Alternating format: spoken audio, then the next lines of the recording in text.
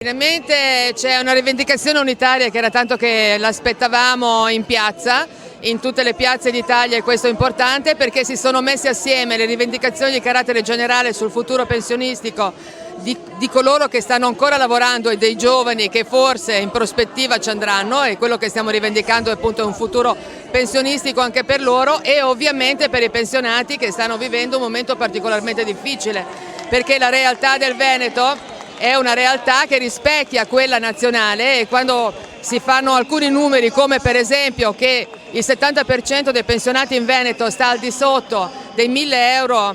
lordi al mese, e che una su due donne pensionate in Veneto sta al di sotto degli 800 euro lorde al mese, si capisce benissimo la difficoltà economica in cui la maggioranza, la stragrande maggioranza dei pensionati stanno vivendo la loro esistenza. Insomma, dopo una vita di lavoro si ritrovano ad essere poveri.